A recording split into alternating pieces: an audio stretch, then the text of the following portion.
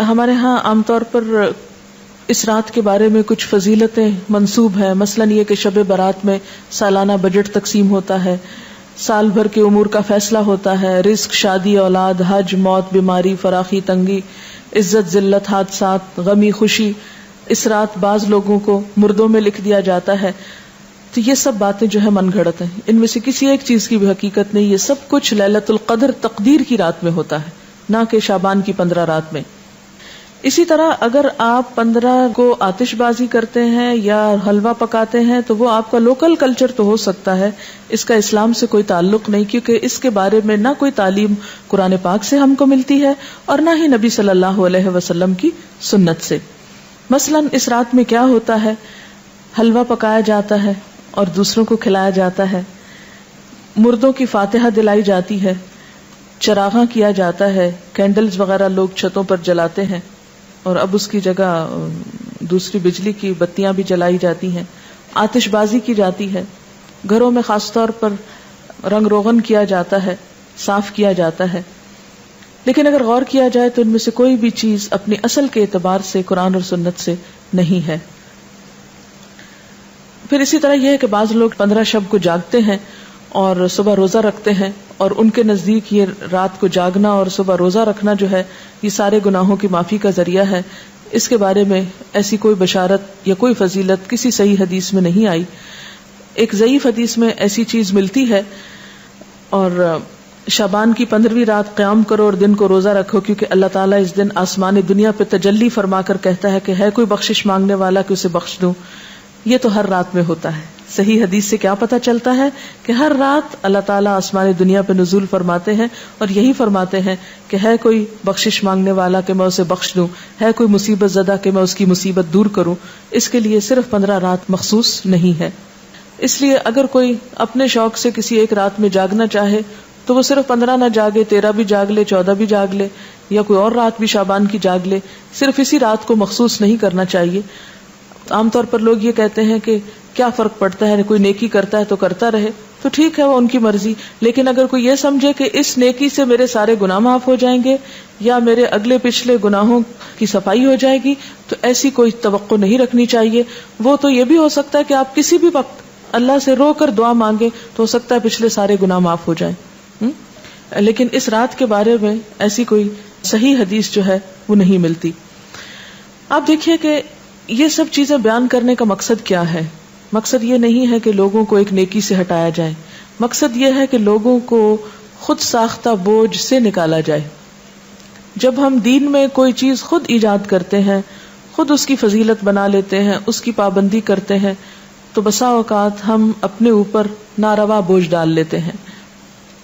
یہود و نصارہ کے ہاں اپنے روحانی تزکیے کے لیے کچھ عبادات انہوں نے خود سے خود گھڑ لی تھی جو اللہ کی طرف سے ان پر عائد نہیں تھی. آہستہ آہستہ کیا ہوا، وہ اصل عبادات سے بالکل دور چلے گئے اور خود ساختہ عبادات اپنی گردن پر لاد لی. اور نتیجہ کیا ہوا کہ وہ ایک وقت آیا کہ وہ بالکل دین سے بیگانہ ہو گئے. آج ہمارے معاشرے میں بھی ہم دیکھتے ہیں کہ جو اصل دین ہے اس سے ہم کوسوں دور ہیں. جو کرنے کے کام ہیں وہ ہم کرتے نہیں، اور جو نہیں کرنے کے کام ان کو ہم بہت پابندی سے کرنا شروع ہو گئے ہیں. اس کا نتیجہ کیا نکلا ہے کہ ہم ایسے بوجھ تلے دب گئے ہیں کہ جس نے ہم سے ہمارے فرائض بھی بعض اوقات چھڑا دیے. ہمارے ہاں یہ رات یعنی شعبان میں خاص طور پر 15 شعبان کی رات شب برات کے نام سے مشہور ہے، جس کو شب رات کہتے ہیں.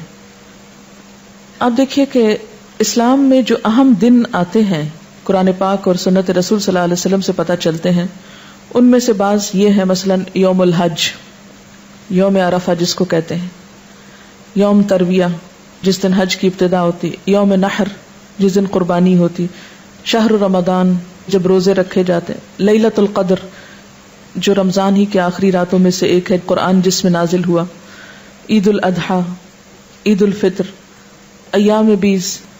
پھر اسی طرح یوم الجمعہ اس کی فضیلت آئی ہے، سورۃ الجمعہ بھی ہے. اسی طرح ایام تشریق ہیں، یا کچھ اور دن بھی ہو سکتے ہیں جن کا براہ راست ذکر جو ہے وہ قرآن پاک میں نہیں آیا.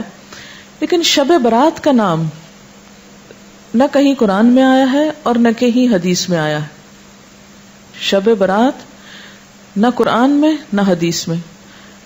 اس کی ایک وجہ تو یہ بھی ہو سکتی ہے کہ اس کا یہ جو لفظ ہے شب، یہ عربی کا لفظ ہی نہیں ہے. یہ کس کا لفظ ہے؟ فارسی کا لفظ ہے. اور اگر اس کے آگے رات لگاتے ہیں، شب رات، تو رات بھی عربی کا لفظ نہیں. اور اگر آپ اس کے آگے برات لگاتے ہیں، شب برات، تو برات بھی عربی کا لفظ نہیں. یہ شاید سنسکرت کا لفظ ہے جو شادی میں برات آتی ہے. بعض لوگ یہ کہتے ہیں کہ اس کا نام شب براءت ہے. براءت کہتے ہیں بیزاری کو، جیسے سورۃ توبہ کے شروع میں آپ نے پڑھا براءۃ من اللہ ورسولہ. سورۃ توبہ کی ابتدا اسی سے ہوتی ہے. تو براءت کا لفظی معنی کیا ہوتا ہے؟ بیزاری. تو اس رات میں کس سے بیزاری اگر شب براءت کہتے ہیں، حالانکہ براءت کوئی نہیں بولتا. تو یہ اپنی ترکیب کے اعتبار سے بھی کوئی اسلامی ترکیب نہیں ہے، اور نہ ہی کوئی اسلامی اعتبار سے اس کی کوئی فضیلت یا اہمیت یا حقیقت بنتی ہے. شب برات جو ہے یا شب رات جو ہے، ہمارے ہاں عام طور پر باقاعدہ جشن کی شکل میں منائی جاتی ہے. حالانکہ اسلام میں جشن کے دن صرف دو ہیں، عید الفطر اور عید الاضحیٰ.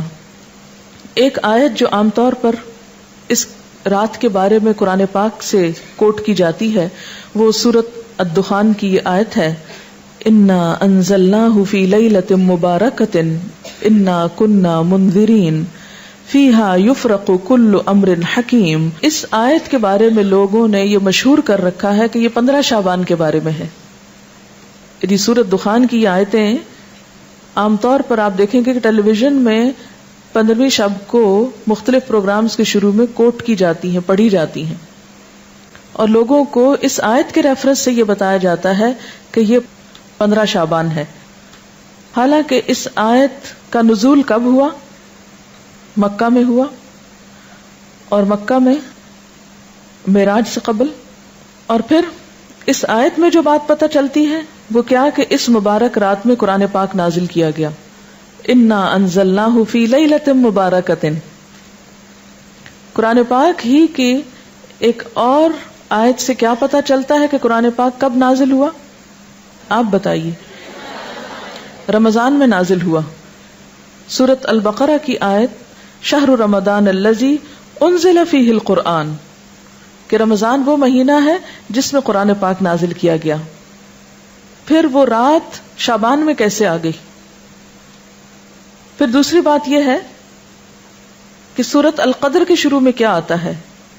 انا انزلناہ فی لیلۃ القدر.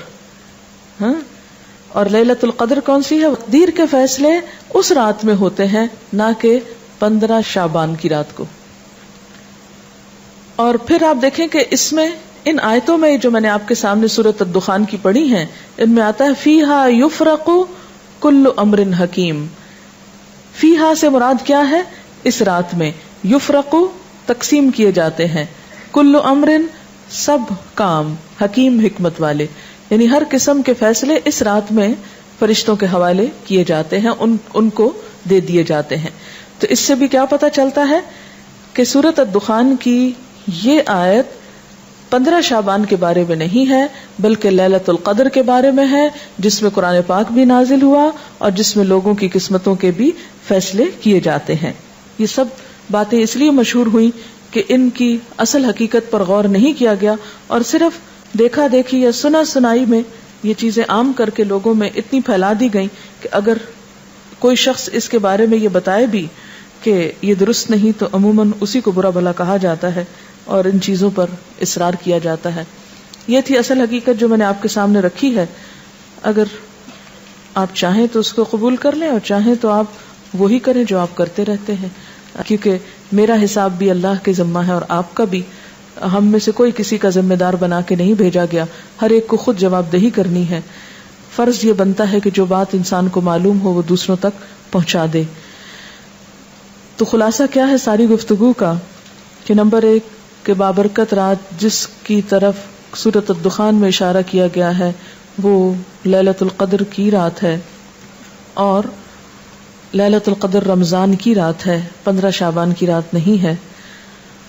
اور اس کے علاوہ جو رسم و رواج عموماً اس رات کے حوالے سے کیے جاتے ہیں وہ اسلامی کلچر کا حصہ نہیں. اور انہی رسموں کے بارے میں ہی علامہ اقبال نے کہا تھا وضع میں تم ہو نصارا تو تمدن میں ہنود، یہ مسلمان ہیں جنہیں دیکھ کے شرمائے یہود، یہ امت روایات میں کھو گئی حقیقت خرافات میں کھو گئی.